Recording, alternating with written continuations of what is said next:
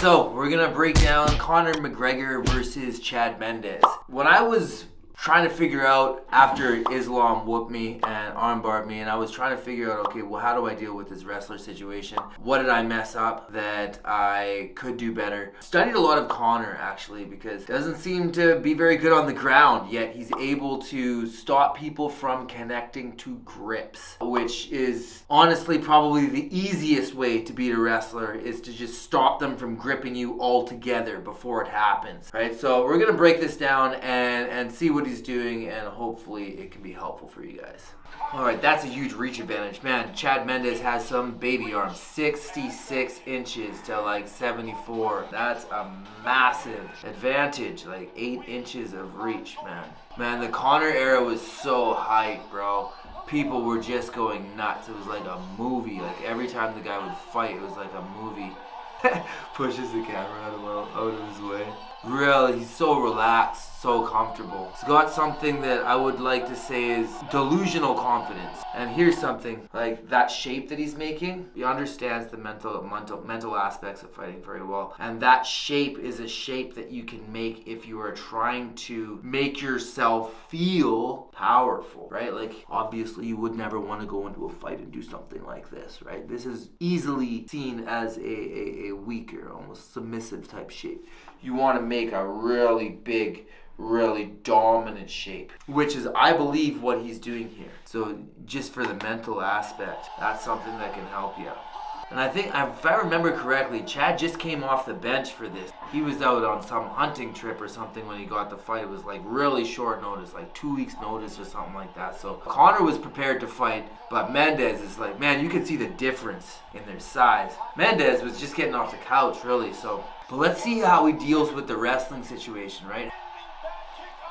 Okay, so right away he comes out, spinning back kick. He had pretty dynamic kicks, and from what I see, they're like a smoke screen. Like, I don't think he was ever really planning on hurting anybody with, especially the spinning attacks. Just used them to really set up that left hand to get people to move their back to the fence, which already, right, like look at their position in the octagon. That's like no time that's passed so far. Right away, sprints to the middle, making that big, powerful, dominant type shape. Mendes hasn't even really moved yet. Sprints to the middle, and then throws a big kick, big action, so the guy starts backing up. And then he comes up at him with this flying knee. I'm not sure that was the best idea just because it's so early, but it could have worked incredibly well. You put a wrestler on his back foot, you don't give him much time to think about things, and then you just move at him quickly. He's probably gonna shoot, right? Which I think is what Conor was trying to do here. Just back him up, and then once he got his back to the fence, come in with a big knee and have Mendes shoot into it. It would have been like another like picture perfect type performance. But Mendes gets him on the single chest pressure down to his butt. How does he get up here? Okay, so yeah, I showed this on YouTube, although this isn't like the best version of it. He's just putting the feet on the hips, right? 2 feet on the hips and kicks him back. Now, he does get up in a somewhat dangerous way. He's pretty close when he gets up. He goes to hip heist. He does his 3-point get up, and he's got one arm framing, and he gets up. He could get hurt here, but he's really not as worried about Mendes' striking as he is worried about spending time on the bottom. He's willing to take the shot in order to get up, which he's able to do, and then hits a left hand right away. Mendes connects on a double leg here, right? But look where his head is. His head is right inside, like right in the middle. Not the best spot to lift it or pull it out.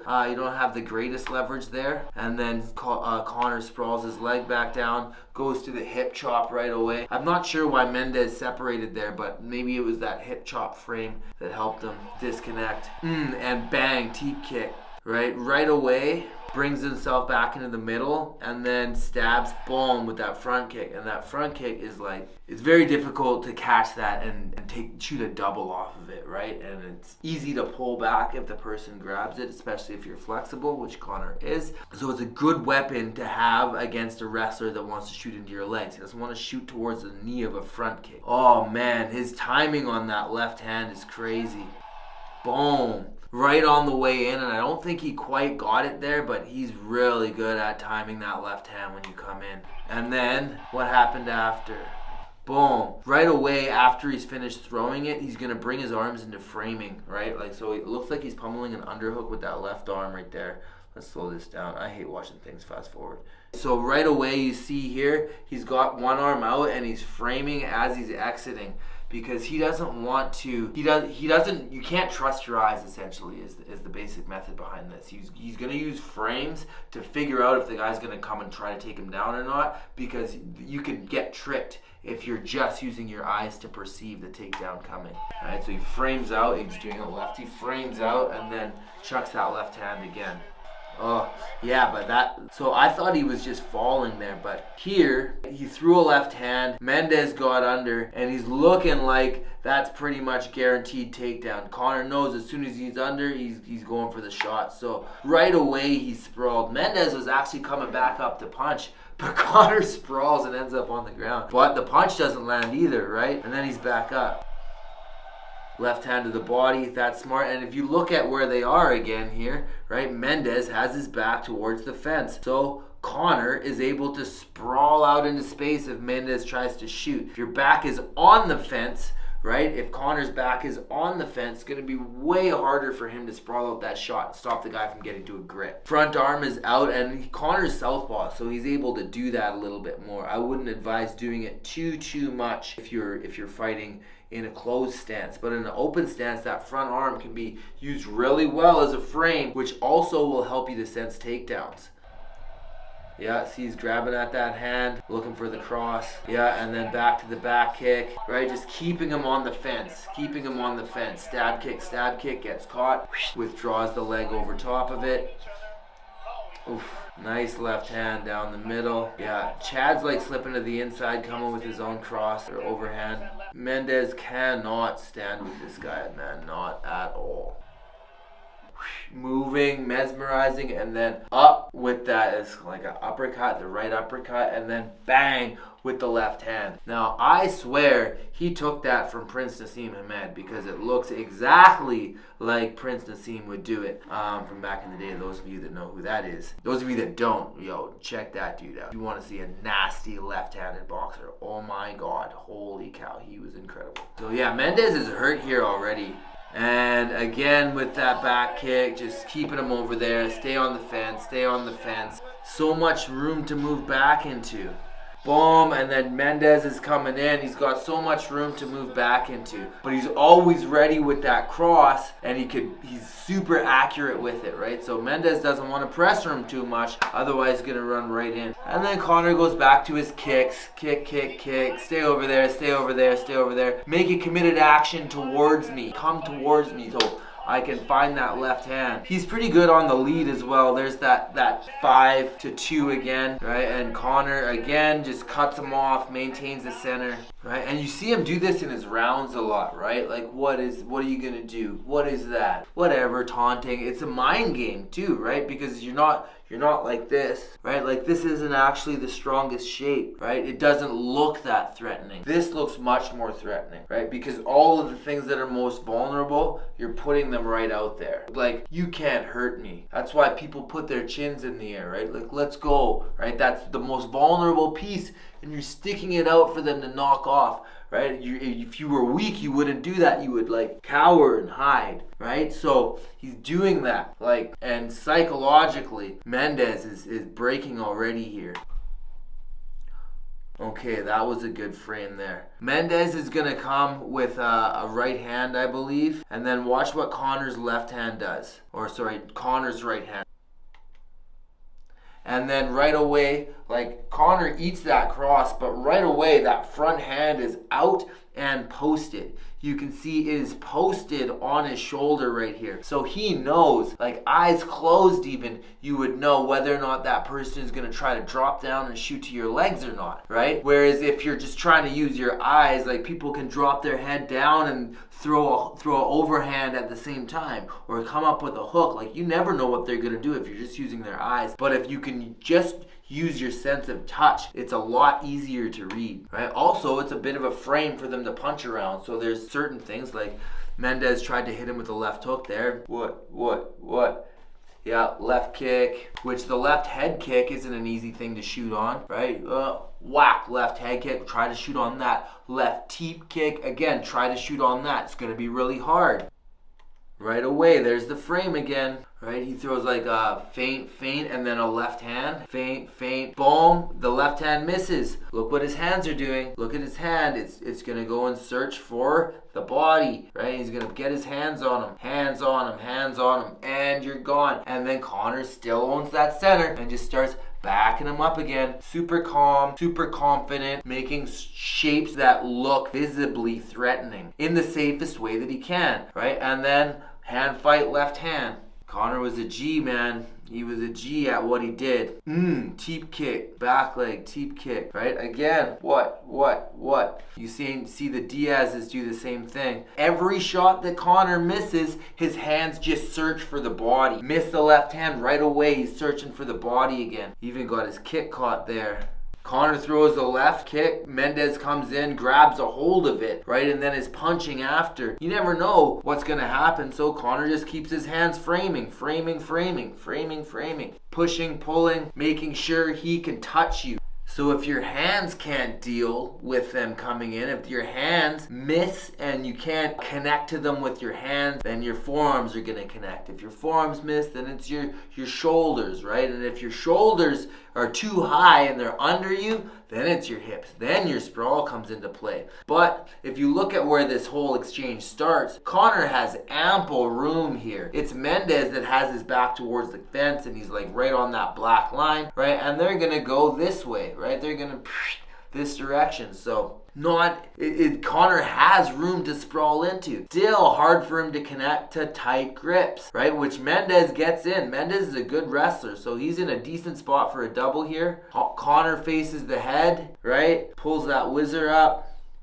And then Mendes starts cutting it back and then lifting. Oh, he's going to get it here, right? He was able to get under those frames and connect to the head and then keep going back and forth, changing direction. As Conor started defending, he's going to just keep changing directions until he's able to get him to the back. What happens now, though? Conor just tries to push him away, and as soon as he's far enough away, Conor is just like, I'm getting up. Just like 3-point get up. He's going to pull that back leg under, and he's going to tripod, right? Mendes is trying to keep that back leg. So Conor has 1 point of contact with his foot, his left foot, and then he's got his right hand on the ground. If he can get his right knee down to the ground, he's going to be able to get up here. This is a really close distance though, right? Like Mendes is really, really close to him. So he is risking a lot by getting up like this, but he really believes in his ability to deal with striking attack a lot more than his ability to deal with a grappling, especially a top heavy grappling attack. So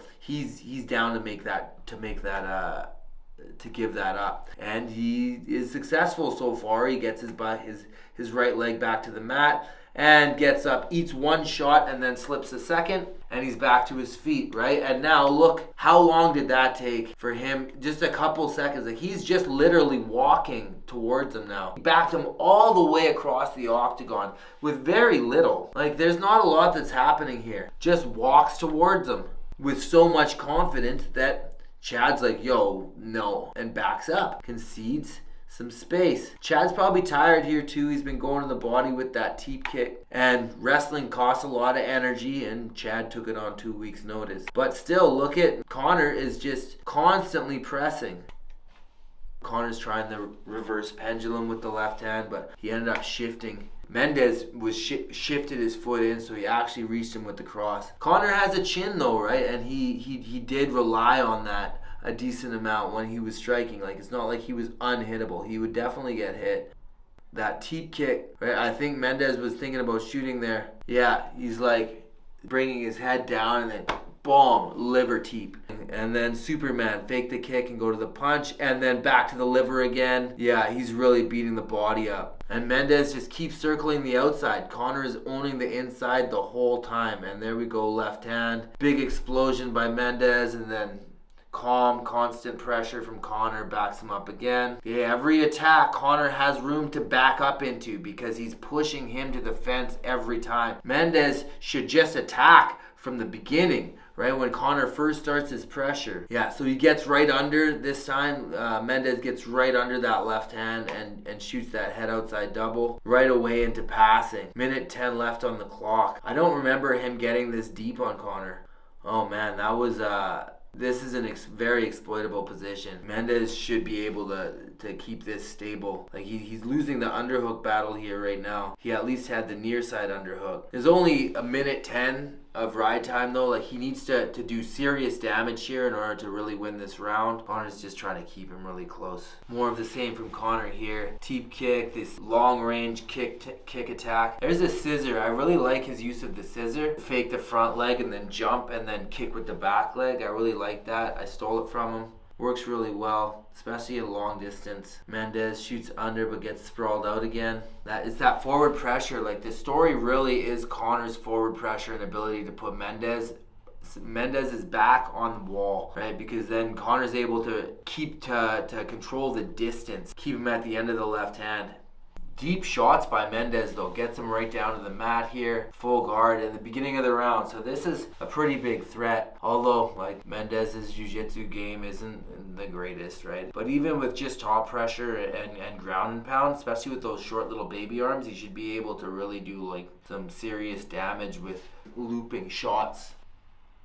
But he didn't really have a guard, right? You can see that they're just in a straight line this whole time. Conor's really just trying to tie him up and keep him close, and hopefully the ref will stand them up, which is a strategy you can use, and I do employ it here and there. But I think if that's all you have, it's not a good idea, especially if you're fighting at this level. Looks like Mendes is on another guillotine collar, and Conor uses it to roll out.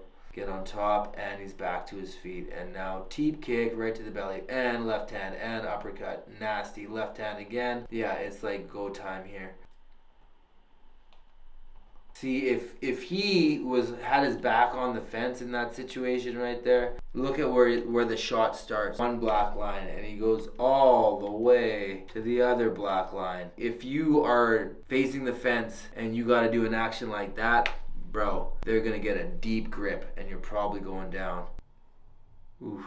Yeah, and now the shots are just coming in. Mendes is toasty, roasty oats. You're done, bud. Yeah, bye-bye. See you next time. Yeah, great performance, and a great example of how to use cage placement and a threatening forward attack in order to shut down the possibility of the person getting to deep grips. Right? If they're able to get their head close to you and lock your legs up really tight, it's way harder to defend the takedown than if you're able to sense it beforehand and keep a little bit more space in between you. Having space to disappear into you behind you is huge. Right? The more your back is on the fence versus a wrestler, the easier it is for them to get to their great grips, and then you're in their world. So try to keep your space, put their back on the fence, not your back on the fence. Okay, we've got a whole course on this. If you guys are interested, we got a link below. All right, drop a comment, drop a like. Peace.